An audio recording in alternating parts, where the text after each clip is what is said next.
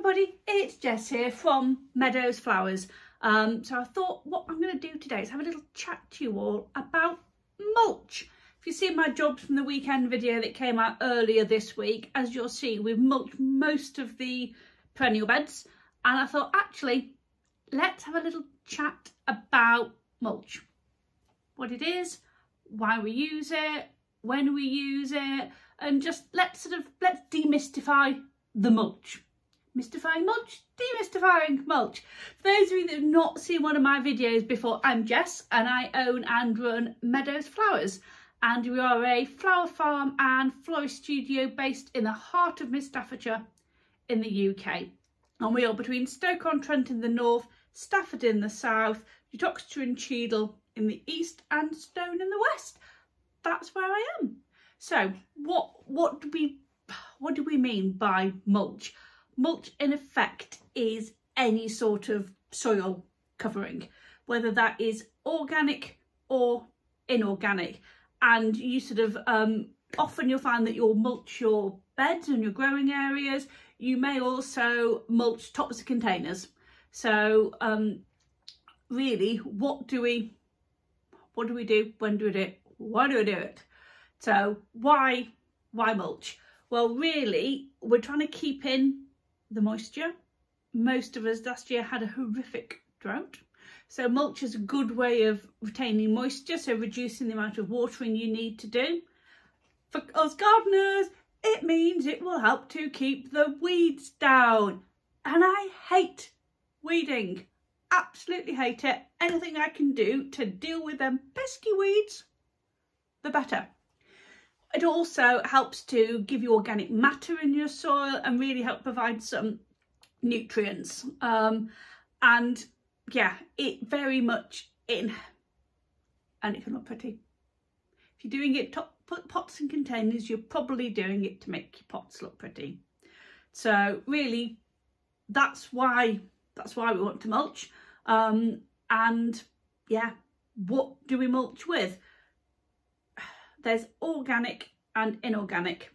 Inorganic mulches are things like using gravel to decorate our pots, are things like weed membrane.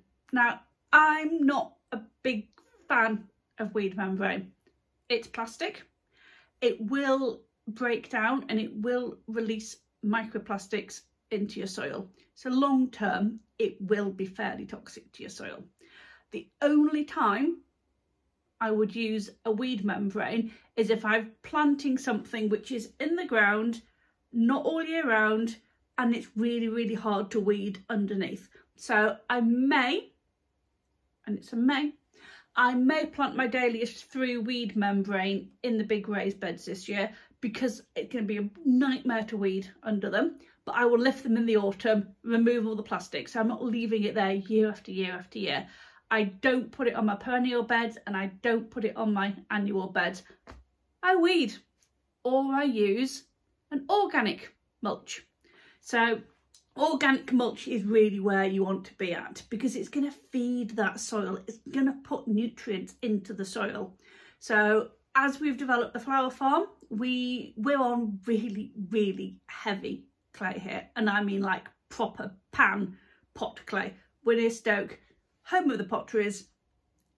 We are thick, water, soggy clay.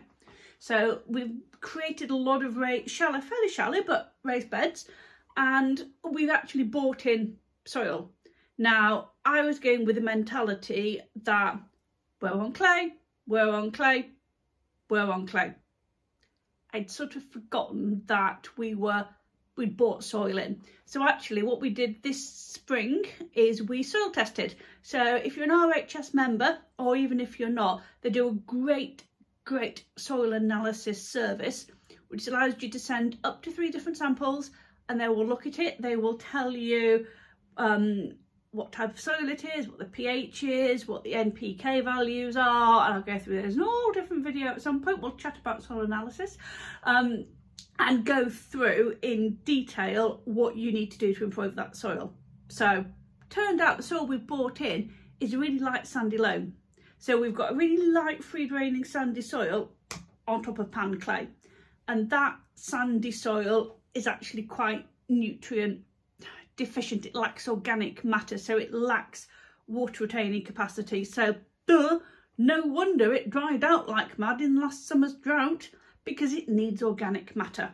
So organic matter is really where we're at with mulches. It's going to feed, it's going to throw nutrients in, it's going to really thickly look after those plants.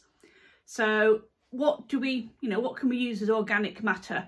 The easy one, the really easy one, is to use your spent compost. And I do that a lot. So actually all my cutting and annual beds, because I rip everything out in autumn, as we start to get spent compost and things come out of pots, that all goes onto the cutting beds and the annual beds and the big raised veg beds, and that will sit there all autumn, and it will lighten that soil and it will keep improving it. Now for the perennial beds, they need a bit more feed, they need a bit more oomph, because stuff's in there year after year after year. So one of the best things you can do is get hold of some really well rotted manure. So general rule is sheep manure is great. It's good to use after about 6 months of storage. So we've got our sheep and lambs here, and when we finish lambing and the sheep go back into the field again, skipping off down the field, obviously need to muck out their lambing shed, and it's a bit of a dirty, horrible job. But what's in there is black gold. It's amazing. So we muck it out into some ton builders bags, tote bags, and then just leave it there. And so we've mucked it out this time of year, and it will sit there until this time of year next year. So it's had a good year of rotting down, full of nutrients, full of really great stuff, and actually loads of worms in it when we've come to use it. So we used all of that, literally all went. We've got horses, so we can use horse manure. Oh my God, you say horse manure, it's full of weeds. It's full of weeds if it's not properly rotted down. So you really want to leave it for 2 years. So we've got a big sort of metre cube bin. I really need more than that, where we just put neat horse droppings, all the chicken droppings, mucking out some of the chickens, go in there, and then we don't touch that for 2 years. So what we've just spread is 2021's Magic, and it is to die for. Looks amazing, doesn't smell because it's properly conditioned, properly rotted down. And then we used all of that. Then what do I use now? Well, one of the most important things as a gardener you can and should do is to make compost.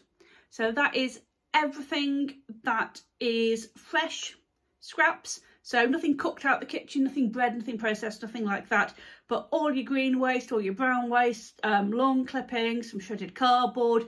I will go through our compost system at some point in another video actually, and walk you through what we do. So we've got holding bins, and then when that's full, it gets turned over into the next holding bin. When that's full, it then goes into one of those TARDIS type things, and again it will stay there until next year, until we're ready to use it. And what's come out of those bins is lush. It's absolutely gorgeous. So we've used all of that, and I can't make enough compost. Actually, I need more bins. So if you've not checked out the Get Composting website, do so, because there's a lot of councils are heavily subsidising compost bins. So get on the Get Composting website, stick your postcode in, and find out if your council will pay in effect for you to have a compost bin. Winner. So we've then used all of that, and that's now got me 3/4 of the way around the perennial beds. So I now need more. I'm going to have to buy something in. Price of fertiliser this year, no farmer is going to let me have or sell me some really well rotted manure, because they need it for their fields, because fertiliser is so expensive. So actually I've had to invest a little bit of money, and I've got some spent mushroom compost coming. Now the key one is this spent mushroom compost has been steam sterilised, so there's no mushrooms, fungus in there, no spores, nothing like that. So we've put that on, or it's coming, and then we'll do that, and I'll show you on a video when we've done it. So the key one is when you're mulching, you've got to get it on thick. So we've probably put it on between 3 and 6 inches all the way over. It's a really good thick layer of mulching. We're putting it on in spring, because we want to use it to feed and to weed suppress. So we give everything a blooming good weed and then we mulch it heavily. So the annual beds tend to get mulched in autumn because I've got spent compost, and that's great. And that will, you know, sit there all winter, but the nutrients will leach out a bit. But anyway, I've waffled on for 10 minutes just about mulch. Oh well. Interesting to hear in the comments what you think about mulch, how you get on, what do you use, what do you really want, you know, what else do you want to know about mulch? Yeah, let me know. And then I said, well, probably I'll do a video at some point on composting and what we do and the different bin rotations that we do and how we store everything. And when the mushroom compost come, we'll have a look at that, see what it's like compared to our garden compost that we made. Yeah, as always, I'm Jess from Meadows Flowers. If you like what you hear from me waffling on, please click the like button. Don't forget to subscribe to my channel, and I will see you all soon.